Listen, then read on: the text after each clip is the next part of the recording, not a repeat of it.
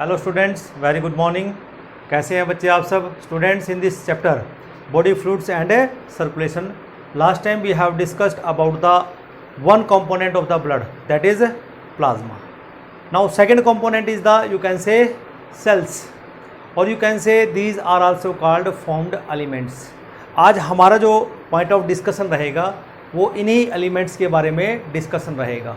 और ये जो हमारे पास फॉर्म्ड एलिमेंट्स होते हैं इसके तीन काइंड होते हैं, ठीक है ना, एरिथ्रोसाइट्स, ल्यूकोसाइट्स एंड थ्रोम्बोसाइट्स। तो हमारा जो मेन डिस्कशन रहेगा आज का इस लेक्चर में वो रहेगा erythrocytes, that is you can say about the RBCs, red blood corpuscles के ऊपर हम डिस्कशन करेंगे कि हमारे पास जो आरबीसीज है उनका स्ट्रक्चर क्या होता है, ठीक है ना, वो हमारी बॉडी में बनती कैसे हैं, ठीक है बच्चों, उनका फंक्शन क्या रहता है, ठीक है ना। और हमारी बॉडी के अंदर अगर आरबीसीज का प्रोडक्शन कम हो जाता है तब क्या स्थिति बनती है, अगर आरबीसी का प्रोडक्शन ज़्यादा हो जाता है उसको हम कैसे हैंडल करते हैं, ठीक है, आरबीसी का स्ट्रक्चर कैसा होता है, वो सारा हम इस चैप्टर में डिस्कस करने वाले हैं इस टॉपिक में, ठीक है ना। और in the last segment of this lecture we will discuss about the functions of the RBC. So let us start with the formed elements.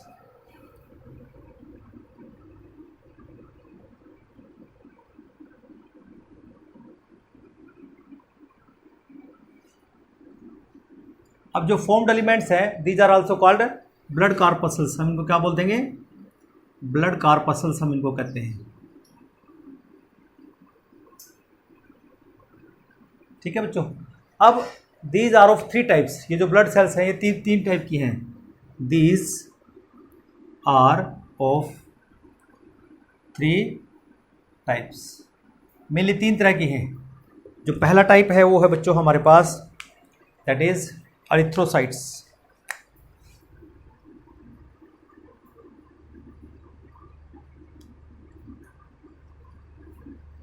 Erythrocytes,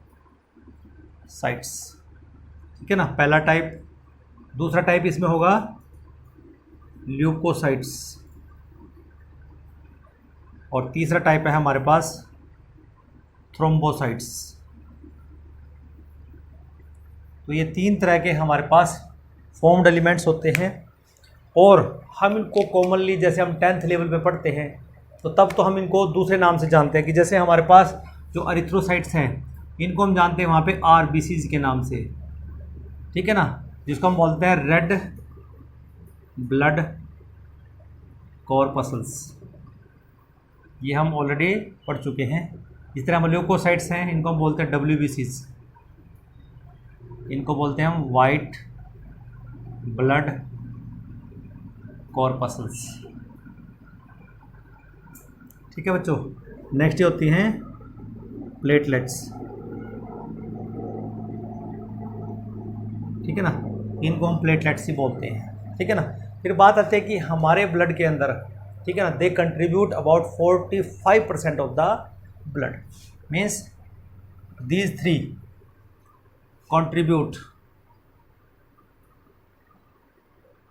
45% of the, you can say, blood। ये हमारे blood का 45% जो है वो ये formed elements होते हैं। तो आज हम बच्चों यहाँ पर सिर्फ एरिथ्रोसाइट्स को ही इस लेक्चर में डिस्कस करने वाले हैं। आज हम एरिथ्रोसाइट पे ही फोकस करेंगे, ठीक है ना। तो सबसे पहले स्टार्ट करते हैं बच्चों यहाँ पे erythrocytes,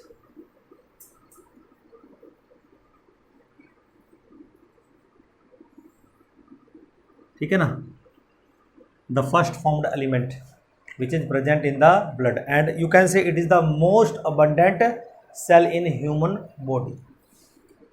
erythrocytes are most abundant cell in the human body, millions में होते हैं, ठीक है ना। A normal adult man has a normal adult means man का भी और वोमेन का भी, अडल्ट मैन हैज़ 5.5 मिलियन, कितने 5.5 मिलियन mm³ मिलीमीटर क्यूब इतनी आरबीसीज होती हैं या एरिथ्रोसाइट्स प्रेजेंट होती है, ठीक है ना। अगर हम वुमेन की बात करें, हैज़ 4.5 मिलियन पर मिलीमीटर क्यूब इतनी आरबीसीज, इनका नंबर ह्यूमन अडल्ट मेल और फीमेल के अंदर प्रेजेंट होता है, ठीक है ना। अगर कई बार क्या होता है कि कई बार आरबीसी का काउंट बढ़ जाता है, means abnormal rise of RBC count is called polycythaemia. क्या बोलेंगे उसको? Polycythaemia. N abnormal increase in RBC count is called polycythaemia. क्या बोलेंगे उसको? पॉलीसाइथेमिया उसको हम बोलेंगे। लेकिन कई बार क्या होता है कि डिक्रीज भी हो सकता है, एबनॉर्मल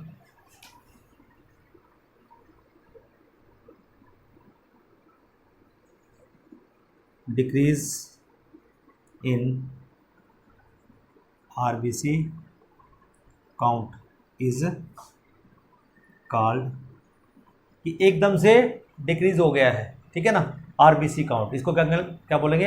एरिथ्रोसाइटोपिनिया। क्या बोलेंगे? एरिथ्रोसाइटोपिनिया।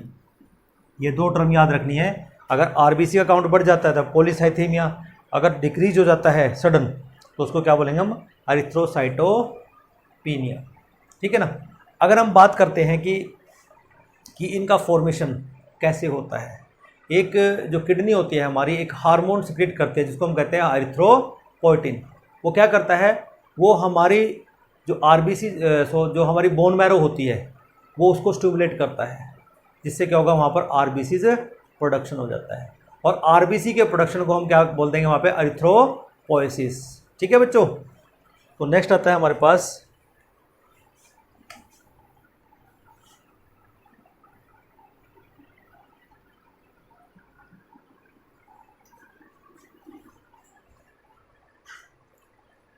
नेक्स्ट पॉइंट है हमारे पास यहाँ पे कि ए हार्मोन फ्रॉम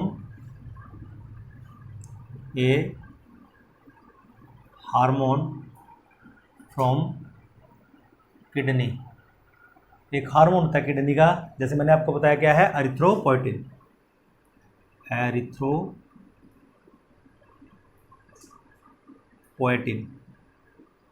ये एक हार्मोन है जो किडनी इसको प्रोड्यूस करती है, ठीक है ना। ये क्या करेगा? Which stimulate the bone marrow, which stimulate the bone, कि बोन मैरो को ये स्टूमुलेट करेगा ये hormone to produce RBCs, to produce RBCs. RBC का प्रोडक्शन, इसका मतलब क्या? एरिथ्रोपोइटिन की हार्मोन की प्रेजेंस में होता है, यही स्टिमुलेट करता रहता है हमारी बोन मैरो को, और production of these RBCs is called erythropoiesis. The production of RBCs is called erythropoiesis.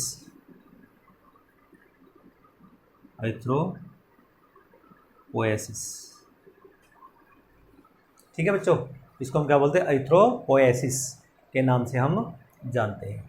फिर हम ये देखते हैं कि बच्चों जब अर्ली स्टेज होती है एम्ब्रियोनिक लाइफ की, जब अर्ली स्टेज होती है तो वहाँ पर जो आरबीसी बनती है, जो प्रिमिटिव टाइप जो न्यूक्लिएटेड होती है, उसको कौन बनाता है? Actually it is formed in, you can say, yolk sex. Yoke sex जो होता है वो उसको प्रोड्यूस करता है, ठीक है ना, इन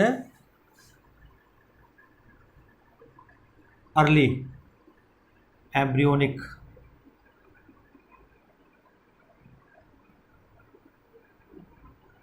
लाइफ। कि जो अर्ली एम्ब्रियोनिक लाइफ है, जब 3 जर्म लेयर्स बन जाती हैं और जर्म लेयर्स के बाद वहाँ पर सबसे पहले कहते हैं हार्ट बनता है। तो हार्ट बनेगा तो वहाँ पर आरबीसी भी चाहिए, क्योंकि जो कंपोनेंट हैं हमारे पास, जो न्यूट्रिएंट्स हैं उनका सर्कुलेशन भी होना है और ऑक्सीजन का सर्कुलेशन भी होना है। तो उसके लिए जो अर्ली एम्ब्रियोनिक लाइफ में जो आरबीसी बनेगी, ठीक है ना, life primitive nucleated RBC, primitive nucleated RBC, ठीक है ना, जो प्रिमिटिव न्यूक्लिएटेड आरबीसी होती हैं are produced in the yolk sac, are produced in the yolk sac. फिर बात आती है बच्चों योक सेक है क्या। एक्चुअल में जो योक सेक है ये एम्ब्रियोनिक मेम्ब्रेन है, one of the embryonic membrane जो इस काम को करती है, ठीक है ना। फिर बात आती है कि जो लेटर एम्ब्रियोनिक स्टेज है वहाँ पर जो आरबीसीज बनेंगी, these are mainly produced by the liver and the spleen in later embryonic stage. The RBCs are produced in the liver and spleen. ये चीज़ें आप लोगों ने याद रखनी है बच्चों। ये बहुत बार नीट पॉइंट ऑफ व्यू से बड़ा इंपॉर्टेंट टॉपिक है कि एम्ब्रियोनिक डेवलपमेंट के दौरान जो आरबीसी का फॉर्मेशन है वो कहाँ कहाँ से होता है। अडल्ट में तो हमने बता दिया, ठीक है ना। तो मेनली जब कहते हैं जो आरबीसीज हैं they are produced by liver and the spleen in later embryonic stage of the you can say stage, RBCs are produced in the liver and the spleen, ठीक है ना। बट आफ्टर द बर्थ, जब बच्चे की birth हो जाती है, they are you can say produced by the bone marrow, ठीक है ना। कौन प्रोड्यूस करता है इनको? Bone marrow. और बोन मैरो के अंदर वहाँ पर हिमेटोसाइट सेल्स होते हैं, हिमेटोब्लास्ट सेल्स, वो इनको सिक्रेट करते हैं। क्या होता है? हिमेटोसाइटोब्लास्ट सेल, वो इनको सिक्रेट करते हैं। बट आफ्टर द बर्थ, कि जब बच्चे का जन्म हो जाता है उसके बाद जो आरबीसीज हैं after the birth, the RBCs are produced by कौन से सेल्स बताए मैंने? Hematocytoblast cells, hemocytoblast. कौन से सेल्स हैं? Hemocytoblast cell in bone marrow, कि बोन मैरो से बनना स्टार्ट हो जाएगा और बोन मैरो में हीमोसाइटोब्लास्ट सेल्स होते हैं जिससे क्या बनेगी? आरबीसी फॉर्मेशन होती है, ठीक है बच्चों। अब बात कर लेते हैं जरा कि जो आरबीसी है ऑफ ऑल अडल्ट मैमल्स, कि उसका स्ट्रक्चर क्या है? इन्यूक्लिएटेड है, उसके पास न्यूक्लियस नहीं होता, वो बाइकनकेव होती है और सर्कुलर होती है, और उसका जो साइज होता है 7 to 8 mm इन डायमीटर होता है। नेक्स्ट है फिर हमारे पास RBCs of all adult mammals, RBCs of all adult mammals, ये जितने भी हमारे पास अडल्ट मैमल्स होते हैं, ठीक है ना, उनकी जो आरबीसीज होती हैं, मैमल्स आर कैसी होंगी? बाइकनकेव होंगी, सबसे पहले ई न्यूक्लिएटेड होंगी, ई न्यूक्लिएटेड का मतलब है विदाउट न्यूक्लियस, उसमें न्यूक्लियस नहीं होगा, वो विदाउट न्यूक्लियस होगी। दूसरा बाइकनकेव होगी और सर्कुलर, ठीक है बच्चों, बाइकनकेव होगी, सर्कुलर होगी, एंड यू कैन से 7 to 8 micrometer in diameter, and 7 to 8 micrometer in diameter, उनका डायमीटर इतना होगा, उनका साइज़ इतना होगा। ये भी आप लोगों ने याद रखना है। फिर नेक्स्ट आता है कि जो आरबीसी जो होती हैं they are red in colour. क्यों हुई? क्योंकि वहाँ पर एक पिगमेंट प्रेजेंट होता है जिसको हम कहते हैं haemoglobin. RBCs are red in colour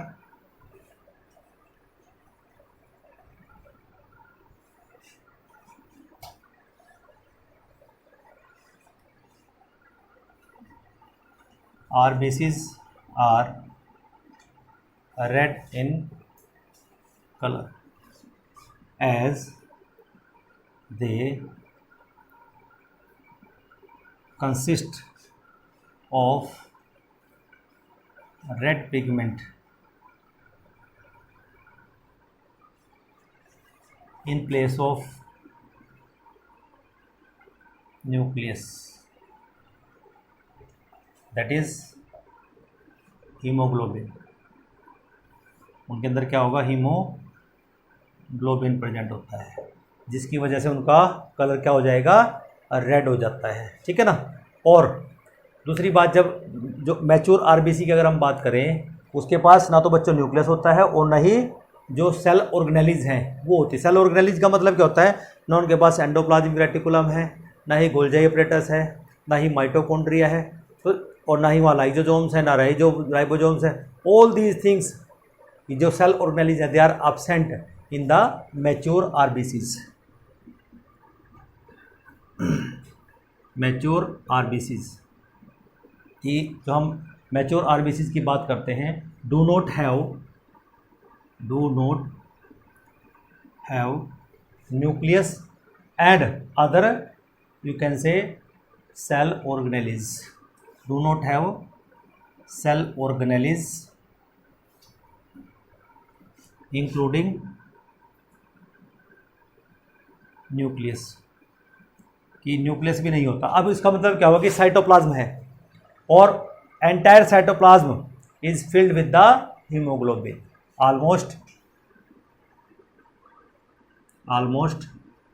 all cytoplasm is filled with hemoglobin। ठीक है बच्चों, अब सबसे पहले बात करेंगे कि हीमोग्लोबिन है क्या। ठीक है ना, और ये इसका फॉर्मेशन होता कैसे है।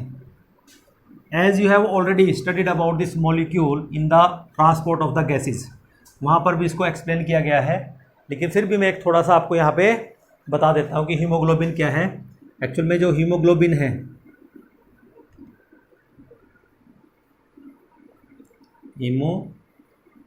है, इसके दो पार्ट हैं, हीम और ग्लोबुलिन।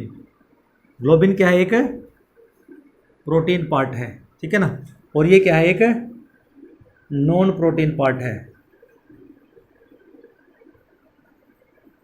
और इसमें क्या होता है कि it consist of 4 atoms of iron. ठीक है ना, और यहाँ पर जो हीमोग्लोबिन है can bind 4 oxygen molecule, 4 oxygen molecule के साथ ये बाइंड हो सकता है। ठीक है ना। फिर अगर हम बात करें यहाँ पर कि यहाँ पर हमारे पास इस हीमोग्लोबिन को अगर बनना है तो iron and proteins are necessary और you can say raw materials for the haemoglobin. ये रॉ मटेरियल है, तो यहाँ पर क्या होगा? Iron and proteins are necessary raw material for formation of haemoglobin. इसलिए बच्चों कहते हैं हमें अपने डाइट में प्रोटीन्स और जो आयरन है वो रखना चाहिए बहुत ज़रूर। हावेवर जो हमारे पास तो 2 और मिनरल्स हैं, यू कैन से विटामिन्स हैं, एक विटामिन B12 और एक फोलिक एसिड है। They can stimulate the maturation of the RBCs. However vitamin B12 and folic acid stimulate, किसको स्टिमुलेट करते हैं? फॉर्मेशन ऑफ द, और यू कैन से maturation of the RBCs, stimulate the maturation of RBCs। Clear हुआ यहाँ तक कि इसका मतलब क्या हुआ कि हमारे लिए अब अगर RBC बनना है, या हम कहते हैं कि हमारे अंदर अगर ब्लड फॉर्मेशन होना है, तो उसके लिए हमारे पास आयरन होना चाहिए, हमारी बॉडी में प्रोटीन होना चाहिए, ठीक है, विटामिन B12 होना चाहिए और फोलिक एसिड होना चाहिए। These are the essential for the formation of the haemoglobin and RBCs। तो इसको सम अप कर सकते हैं हम यहाँ पे कि जो हमारे पास आयरन है, प्रोटीन है और हमारे पास विटामिन B12 है और फोलिक एसिड, ये क्या है? These are the essential, you can say, for the formation of, are essential for formation of hemoglobin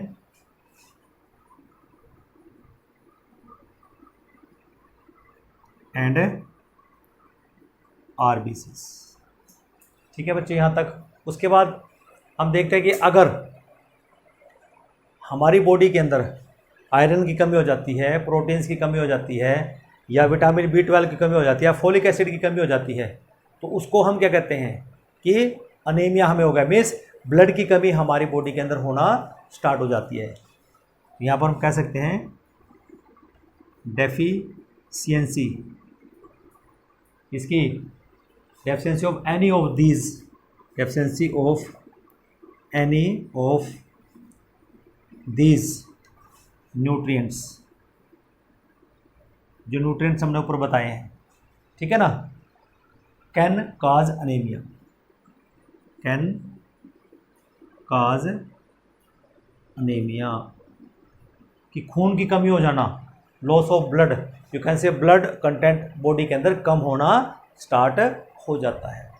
और अगर हम कहते हैं कि हमारी बॉडी के अंदर एक्सेस ऑफ RBC बन जाती हैं, they are, you can say, mostly stored in the spleen, जिसको हम क्या कहते हैं? Grave yard.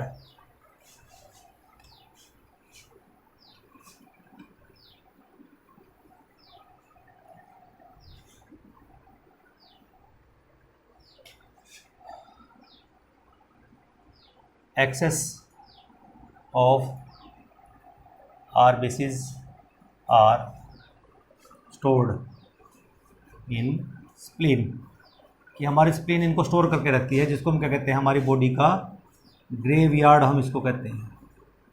ग्रेवयार्ड इसलिए बोलते हैं क्योंकि जब हमारा ब्लड ख़त्म होता है वो सारा का सारा स्प्लीन में जाके ड्राई अप हो जाता है, ठीक है ना। The life span of RBC is about 120 days।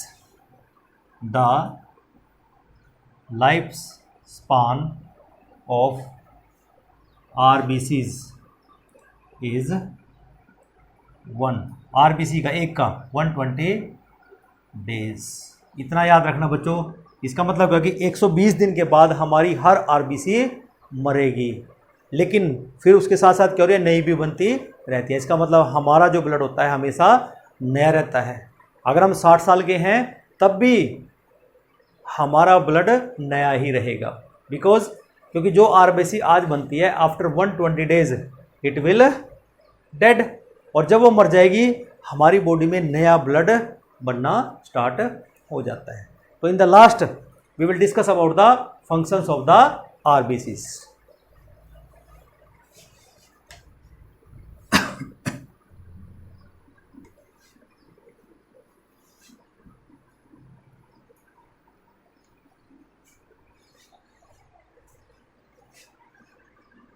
Functions of RBCs, ये अभी जो हमने डिस्कशन किया RBC का, इन एलिमेंट्स का, इनके फंक्शंस क्या होते हैं।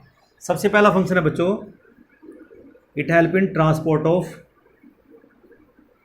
ऑक्सीजन। ट्रांसपोर्ट ऑक्सीजन में हेल्प करती हैं। कैसे करती हैं कि हमें पता है कि जब ये ऑक्सीजन के साथ बाइंड होता है हीमोग्लोबिन क्या बनाता है, एज ए ऑक्सी हीमोग्लोबिन।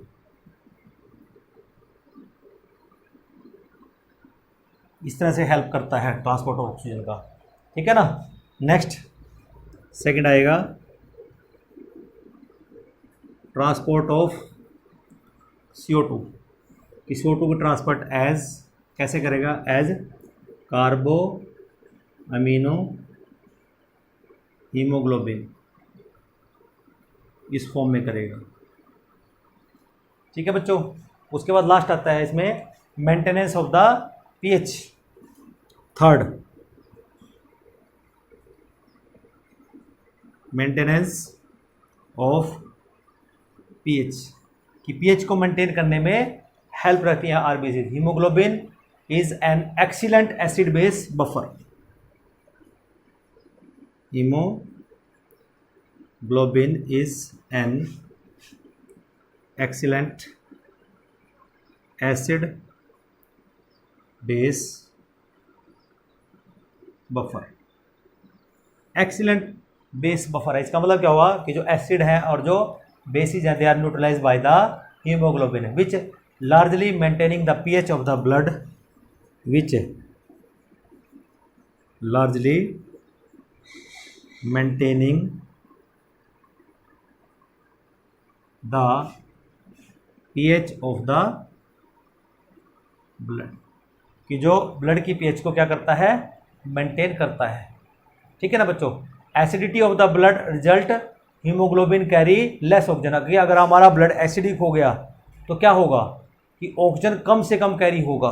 तो यहाँ पे हम नोट डाउन कर सकते हैं acidity of blood, acidity of blood results in कि क्या होगा कि जो हीमोग्लोबिन है carry less oxygen. Haemoglobin carry less oxygen कि जो हीमोग्लोबिन होगा वो लेस ऑक्सीजन कैरी करेगा। तो बच्चों इस लेक्चर में हम सिर्फ फॉर्म्ड एलिमेंट्स में सिर्फ जो एरिथ्रोसाइट्स हैं इतना ही करेंगे, ठीक है। अगले लेक्चर में हम डिस्कस करेंगे कि जो ल्यूकोसाइट्स होते हैं second type of the formed elements और उनके फंक्शंस क्या होते हैं वो हम डिस्कस करेंगे, ठीक है। टिल देन अगले लेक्चर का इंतजार कीजिए। Have a nice day, thank you.